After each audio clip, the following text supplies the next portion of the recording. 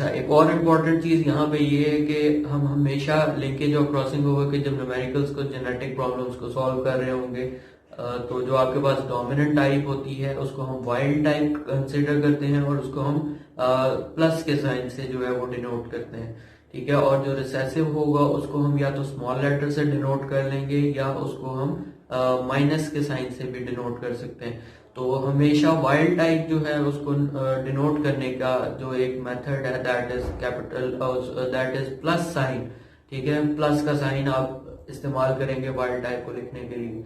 अच्छा, दूसरी चीज इसके अंदर ये है कि जब हम गैमीट्स इसके अंदर बनाते हैं तो अनलाइकली टू दैट ऑफ डायहाइब्रिड्स जिसके अंदर आप लेटर्स लिख लेते थे। लेट्स सपोज आपके पास अगर एक हेट्रोजाइगस पेरेंट है जिसके आपको गैमीट्स बनाने हैं, capital A, small A, capital b and small B, तो इसके 4 टाइप के आप गैमीट्स बनाएंगे। कैपिटल ए को कैपिटल बी के साथ लिखेंगे, फिर देन कैपिटल ए को स्मॉल बी के साथ लिखेंगे, देन स्मॉल ए को कैपिटल बी एंड लास्ट पे होगा स्मॉल ए और स्मॉल बी। ठीक है, तो इस तरह से आप 4 तरह के गैमीट्स जो है इसके बना सकते हैं। लेकिन अगर ये आप लिंकेज और क्रॉसिंग ओवर के अंदर इन न्यूमेरिकल्स को सॉल्व कर रहे हैं, जिससे हम अभी करेंगे भी, तो इसके अंदर क्या होता है कि जो पेरेंटल टाइप्स हैं उनको हम एक साइड पे लिख लेते हैं और जो नॉन पेरेंटल टाइप्स होंगी उनको हम स्लैश डाल के तो उस स्लैश के बाद लिखेंगे। लेट्स सपोज अगर आपके पास यही कॉम्बिनेशन है कैपिटल ए कैपिटल बी का, फिर then capital A small B small A, capital B small A और स्मॉल बी, तो इसमें से जो पेरेंटल टाइप है लेट्स सपोज वो बनते हैं आपके पास कैपिटल ए या प्लस का साइन आप कैपिटल ए के लिए लिख लेंगे और दूसरी साइड पे आप लिखेंगे स्मॉल बी लिख लेंगे। और जो आपके पास दूसरी साइड के हैं वो आप लिख सकते हैं कि आपके पास स्मॉल ए है और दूसरा प्लस का साइन है, यानी कैपिटल बी को आप प्लस का साइन लिख लेते हैं। और दूसरी और जो फोर्थ आपके पास गैमीट बन रहा है उसके अंदर आपके पास ऐसे ही होगा कि स्मॉल ए और स्मॉल बी प्रोड्यूस हो जाएगा। तो लाइन एक आप ड्रॉ करेंगे या एक स्लैश की लाइन डालेंगे, उससे ऊपर आप लिखेंगे लेट्स सपोज अगर आपके पास 2 टाइप के गैमीट्स बन रहे हैं कैपिटल ए स्मॉल बी, तो उसको आप लाइन के ऊपर लिखते हैं और लाइन के नीचे आप लिखेंगे स्मॉल ए कैपिटल बी। ठीक है, अगर ये 2 टाइप के अगर आपके पास गैमीट, तो जितने भी गैमीट्स बनेंगे उनको आपने हमेशा इसी तरह लिखना है। आप उनको अलग अलग करके सर्कल नहीं करेंगे इन न्यूमेरिकल्स के अंदर। उसको आप किस तरह से करेंगे कि आप स्लैश डालेंगे, ऊपर वाले गैमीट्स अलग होंगे, नीचे वाले गैमीट्स अलग होंगे, और जो नॉन पेरेंटल टाइप्स होंगी उनकी आप नीचे वैसी कंपोजिशन बना देंगे कि और बता देंगे कि those are the non parental combinations and those are due to the crossing over, while the parental types are due to the linkage present between the genes on the residing on the chromosome। तो अब हम इन numericals को solve करेंगे। Hopefully आप लोगों को ये चीज समझ आ गई होगी। अगर आपको समझ नहीं आई तो आप मुझसे व्हाट्सएप ग्रुप के अंदर ये चीज पूछ सकते हैं। I will answer all of your questions over there. Before solving this question number 1 about linkage and crossing over, इसको सॉल्व करने के 2 मेथड्स हैं। एक है test cross method and the other one is F2 analysis. Test cross method के अंदर आप जिसकी जीनोटाइप आइडेंटिफाई करनी होती है, जिस पेरेंट की या जिस इंडिविजुअल की, उसको आप डबल रिसेसिव पेरेंट के साथ क्रॉस करते हैं और फिर आपके पास रेशियोज आती हैं, वो हम इसको सॉल्व करते हैं, जो भी आपको आगे पता चल जाएगा। और F2 एनालिसिस के अंदर हमने डोमिनेंट और रिसेसिव एलील्स की फ्रीक्वेंसी को आइडेंटिफाई करना होता है, जिस तरह से हार्डी-वाइनबर्ग लॉ के मुताबिक इसका जेनेटिक इक्विलिब्रियम होता है फ्रीक्वेंसी का। डोमिनेंट एलील्स और रिसेसिव एलील्स जो हैं उसकी फ्रीक्वेंसी 1 के इक्वल होती है। तो P को हम डिनोट करते हैं फॉर डोमिनेंट एलील्स और Q को हम डिनोट करते हैं फॉर रिसेसिव एलील्स। तो डोमिनेंट और रिसेसिव एलील्स की फ्रीक्वेंसी इक्वल होती है 1 के। तो अगर हमें रिसेसिव एलील्स का पता लग जाए तो हम 1 में से माइनस कर देते हैं रिसेसिव एलील्स की फ्रीक्वेंसी, तो आपके पास डोमिनेंट एलील्स की फ्रीक्वेंसी आ जाती है। तो सबसे पहले हम इस फर्स्ट क्वेश्चन को देख लेते हैं। इसके अंदर एक और चीज़ है कि जो वाइल्ड टाइप एनिमल्स या जीनोटाइप्स होती हैं या प्लांट्स होते हैं उसको हम हमेशा प्लस के साइन से लिखेंगे, और जो रिसेसिव उसके अंदर एलील्स होंगे उसको हम माइनस के साइन से या स्मॉल लेटर से भी डिनोट कर सकते हैं। तो अगर किसी एक इंडिविजुअल में डायहाइब्रिड के अंदर या डायहाइब्रिड नहीं है, मोनोहाइब्रिड है, तो उसके अंदर जो जीन है उसको हम कैपिटल फॉर्म में लिखने के बजाय प्लस के साइन से डिनोट कर सकते हैं। अगर वो होमोजाइगस कंडीशन में है तो हम 2 प्लस लिख सकते हैं, प्लस प्लस लिख सकते हैं, और अगर वो हेट्रोजाइगस है तो हम एक प्लस लिख सकते हैं और दूसरा उसका स्मॉल लेटर भी लिख सकते हैं।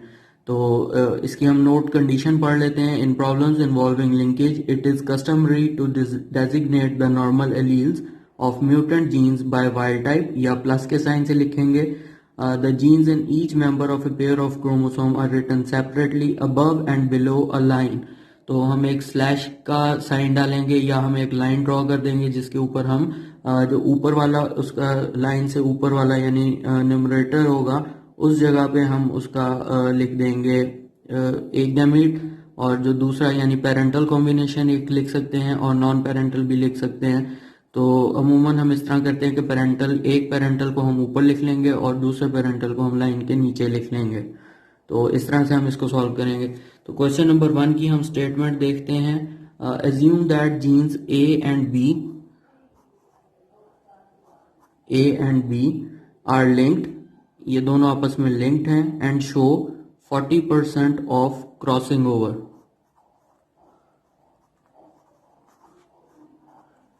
इट मीन्स कि इसके अंदर 60% लिंकेज होगी और 40% क्रॉसिंग ओवर होगी।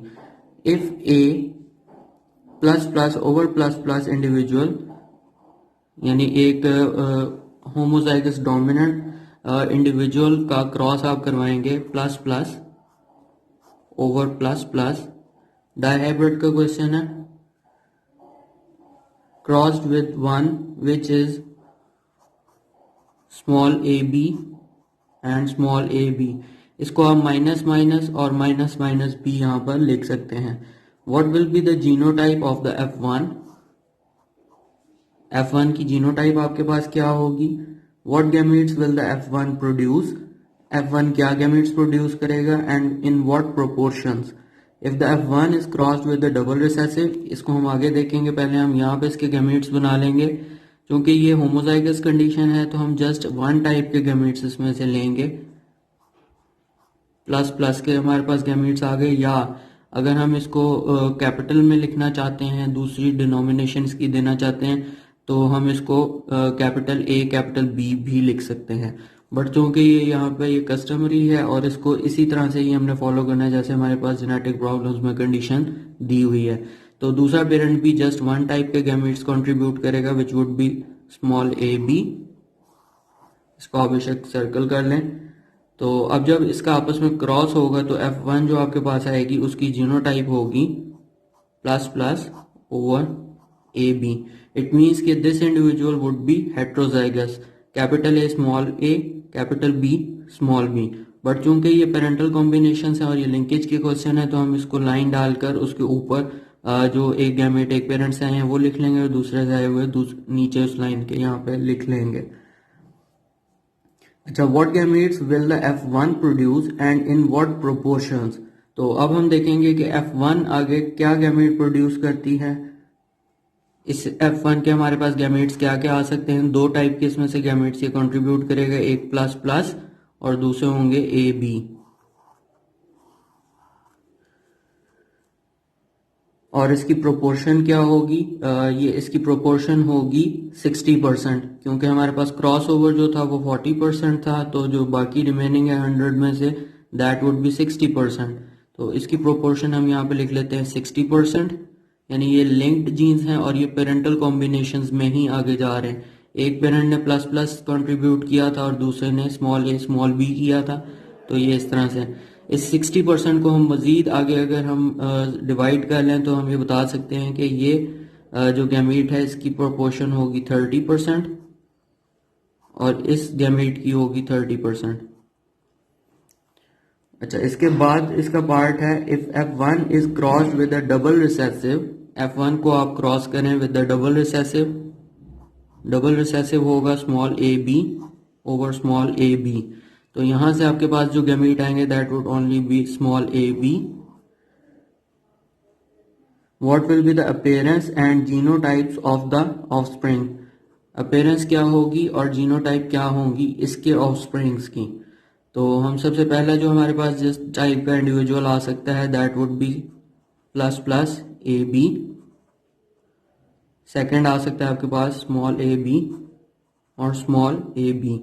तो ये दो टाइप के इंडिविजुअल्स आपके पास प्रोड्यूस होंगे। इसकी अपीयरेंस जो है ये डोमिनेंट टाइप का एक्सप्रेशन शो करेगा, क्योंकि ये हेट्रोजाइगस है। तो एक प्लस कैपिटल ए को डिनोट करता है और दूसरा प्लस कैपिटल बी को डिनोट करता है। तो इसका एक्सप्रेशन जो होगा that would B dominant type.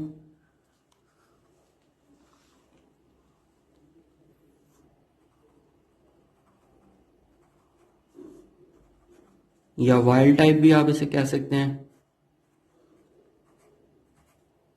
क्योंकि हेट्रोजाइगस कंडीशन में है तो ये डोमिनेंट भी है और ये वाइल्ड टाइप के जैसा एक्सप्रेशन यहाँ पे शो करेगा। और दूसरा इंडिविजुअल जो होगा ये रिसेसिव टाइप होगा।